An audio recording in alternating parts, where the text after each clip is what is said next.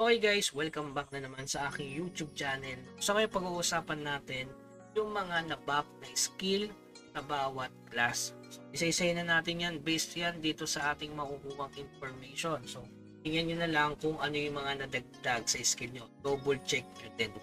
Okay, so simulan na natin yan. Siyempre, yung kitang-kita nyo naman, merong 7 class balance adjustment. So based dito, class balance to. Adjustment will be implemented. So, una-una dyan yung two-handed sword. So, yung bags, ano ba na bago dyan? So, ito, kung makikita nyo, merong change. May changes. So, sabihin natin change ng duration from 10 to 5 seconds na lang. So, sa tunog, parang ni-nerf. Nerf talaga kasi duration. Pero may nadagdag. Ito yung buff. Magkakaroon kayo ng debuff resistance ng 20% sa propel. Level 1, 20%, kapag level 2, 30%. Yung duration, same lang. Okay? Yun lang yung para sa 200. Pangalawa, ito spear, sobrang dami. At pinagtatalunan to kanina. So ngayon, nakalagay dito, nag-improve na agad yung inyong range. Slightly lang. Hindi naman sobrang laki. So slightly, sabihin parang kapiraso lang. Pero malaking bagay yan as improvement. Buff yan mga boss. Second class, nagdadagdagan pa kayo ng HP na 8060. Pag third class, 2581. Kaya pag gising nyo ng umaga, may additional 3k kayo kung third class kayo. Tapos kung fourth class, halos 7,000 na guys. 3630. Ayan is buff yan mga boss. Kasi pinalakas yung stats nyo, HP at saka yung range. Ito pa isa. Na-buff din. Skill and skill effect change. All area skill area effect increase. So, ibig sabihin na dagdagan yung AOE na damage, no? O area effect, o tama, AOE, increase. Tapos ito, minerge yung roaring spear, skill effect will be merged into the skill effect of soaring spear. Pero nadagdagan naman kayo ng another skill, tinatawag na ardor. The skill level of roaring spear will be transferred naman over to ardor. Okay? So, ito na yung mga skill na buff sa inyo. Buff to kasi change eh. Edge Shatter, 1, 2, 3, change target movement, negative 30%, ngayon 40% na siya. Dagdagan. Ito, cooldown, binago, binabaan nila, from 16, naging 12 seconds na lang. I-added pa sila guys. When bind daw, hindi na pwedeng i-rescue ng mga cleric. Cannot be received. Ito na, Soaring Spear, area damage, MP cost, boost rate, yan, added pala to guys. Sabihin buff, no, dinagdagan eh. Area damage, MP cost, boost. Kaso yung ano, no, yung MP cost medyo makatito. Consume 1 spellstone. Okay. So target damage red. Ano to, level 1. Ang skill to. Ito armor crush pala to, guys. Iba na to. Laki kasi nung ano eh, sakop eh. So yung armor crush guys, from damage reduction na 5, ngayon negative 10 na. Yung cooldown nga lang, 3 seconds, ngayon 5 seconds. So, nadagdagan yung goods ba? Tingin ko goods naman, gawa ng negative 10 naman sa kalaban, damage reduction. Yung level 3 niyan, tingnan natin yung max. Ito pa pala, nadagdagan ng ano, upon successful hit on a target with a skill, the character inflict bonus damage pala with a certain chance. So, may dagdag damage guys. Pero yung cooldown, tumagal. 2 segundo. Okay? Pero yung damage reduction sa level 3 from negative 15 ginawang 30. Grabe, no? As 15 siya mga bossing pag level. Talagang durug na durug yung armor. Sakto para sa pangalan ng armor crush nyo. Massacre ito. Isa pa to. Na binap to guys. Yan. Remove added. Target movement skill speed stat decrease effect remove. Trigger push rate state effect added. So may tinanggal, may dinagdag naman yung push effect. Okay? So yung sunod yung ani. MP cost binawasan 54 to 43. Good thing, di ba? Tapos yung shatter from yung MP cost niya 76 ginawang 58. Grabe naman yung ano, bawas, ang laki. Spiral strike from 42 ginawang 33 na lang, guys. Tapos nadagdagan pa kayo ng yan, when bind is applied, so same nung kanina, hindi pwedeng i-rescue pag nakapitan. Ano ba to, epic? Wala to eh.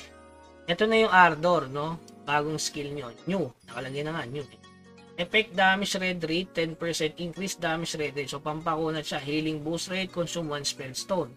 So, ibig sabihin, meron na kayong pang-attack, meron kayong pang-defense. Isa lang pipiliin nyo, guys, no? Hindi pwedeng pagsabayin yung dalawang buff na yan. Ardor, saka yung Soaring. Statics effect, damage red rate pag level 2. Yan. Yan yung pinalakas, syempre, level 2 na yan. Charge stance, yan. Ito, effect from 60 seconds, ginawang 180. So, tayo may basic 30 mga bossing, no? Tapos, itong weakness piercing, may dagdag naman para sa party. Ito, when using the skill user and party member, max rest rate, status effect, damage red rate. Increase for 7 seconds. So, ibig sabihin, mabilis mag-proc to. Kasi once na nag-skill ka, magpo-proc yung max resistance. Maganda to, guys, para hindi may stun yung mga kaparty mo, lalo na sa Tiarak, diba? Tapos yung huli, composure, effect duration, from 5, naging 10 seconds. Negative depth 3, increase na siya, depth plus 5. So, nadagdagan, guys. So, kung dati, negative 3 depth, ngayon, mag-increase pa yung depth nyo ng plus 5. Status effect duration red rate, 5%. May added pa. So, nadagdagan. Tanggal na yung depth, nadagdagan kayo ng depth, tapos dinagdagan pa kayo ng ito, yung red rate na to, duration red rate 5%. So, change, effect duration 5 to 10 seconds na siya. So, dagdag increase depth na naman na plus 10. Ang ganda to, no, para tapusin yung AOT. Okay? So, yung huli, legendary ito. Wala naman kayo nito yung iba, di ba? Omen of Destruction. When bind is applied to the target, rescue effect cannot be received. Yun lang na dagdag. Hindi na talaga pwedeng i-rescue kapag kinapitan. Tama naman kasi kinapitan mo na eh. Nakaroon ng common sense si si Naito Okay, ito is skill trait. Ito pa isa, guys. Yung Soaring Spear from 10% and increase damage boost rate 15%. Ngayon 25%. Single target nga lang. Shift to attacking is single target and increase damage by 25%. Ito yung bagong skill traits. So, yung mahirap yun, guys. Natin basahin yan. Ito, yung armor crash, guys, meron pang negative 15. Kung dati 5, ngayon, yan, P4, after, grabe naman to. Plus additional 10 pa, no? Kanina may additional 15, balit negative 25 yung nadagdag, no? Sobrang na talaga, no? Durog na durog yung armor. Ganda ng pagkaka-description, no? Armor crash. Yung massacre, guys. Dati, stat red rate 10% increase. Ngayon, push hit rate 10% increase. Pino-push, no? So, ito na, guys, yung Ardor, no? Na bagong skill nyo. So, pareho ng description dito. Ba't gano'n? Para magkaiba. 10%. So, ngayon, ginawa nila, after change, increase damage red rate. So, kunat talaga tong skill na to. So, dalawa na yung klase nyo. Para kayong ng mga LoL player, no? Middle. Pwedeng melee, pwedeng range. Parang ganun sa inyo, pwedeng attack, pwedeng defense. Okay? So, tapos na tayo dyan sa spear. Dito na tayo sa twin sword. Ayan. So, maraming na bago dito, including na syempre yung duration ng mga effect bawat skill. Ito na, guys. Nep Ravage. Yan, yung kung dati isang buff lang nare-remove, ngayon dalawa na. Okay? Yung Lunar Eclipse Split. Yan, yung duration from 5 naging 10 seconds na. Sobrang solid yan, yung nagkakaroon ng sumpa, diba? Yung debuff na sobrang sakit. Yung nullify natin, from 7 seconds, naging 12 seconds na. Tapos, ganun din sa level 2. Ay, sa level 2, meron na siyang additional target, dual damage resistance from 7, magiging negative 15. So, maganda yung nullify kapag level 2, guys. Mas masakit. Tapos, yung weakness exposure, ito, from 10, naging negative 15. Sudden Strike, binago yung MP cost. Tapos yung Confine, yung panghawak, lalo sa mga bot, mas mataas yung chance. So, di talaga makakawala na sa inyo. Mga bot. Hindi na makaka-TP. Tapos Extermination, binago yung MP cost. Kaya solid to, guys. Hindi mo na kailangan ng sobrang laki ng MP. So, kung gusto mo lahat ng skill magamit, ito, nag-compute na ako dito, guys. Kapag wala kayong Extermination, kailangan nyo lang ng 125 MP regen. CD build na to sa WP. Okay? Para sa inyo yan, guys. Tapos yung kapag meron na kayong Extermination, kailangan nyo na at least 152 MP regen. So, paano ba nakukumpute yan? Halimbawa, ibang class ka. Constant yung 10 divide CD times MP cost. Cooldown to guys, times MP cost. Yun yung kailangan mong ingredient. Tapos, i-add nyo na lang bawat skill. Okay? Ganun lang ka-basic mga bossing.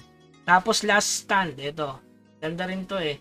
Kasi kung dati parang naboboringan ako dito sa last stand. Ngayon, medyo good siya lalo sa PvP. Lalo kung bumababa ng 40% yung buhay. Yan, mag-i-increase yung potion mo. Regenerate for 100%. Parang pag gumamit ka ng isang potion, parang 2 beses. Tapos, increase healing boost rate. Kung ang heal ng potion mo ay 30, maging 40. Kasama ata dyan yung lifesteal eh. Sa tingin ko lang mga boss, no? Kasi wala pa ako niyan kaya hindi ko masusubukan.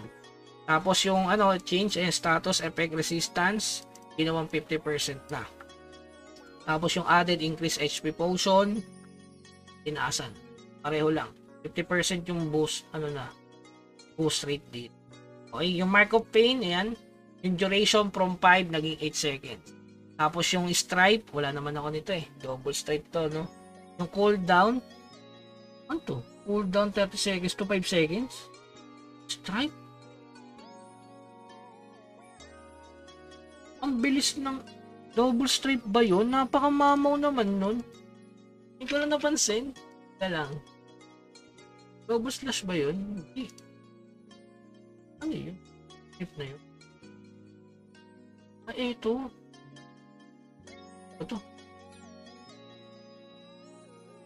Pang 4 class.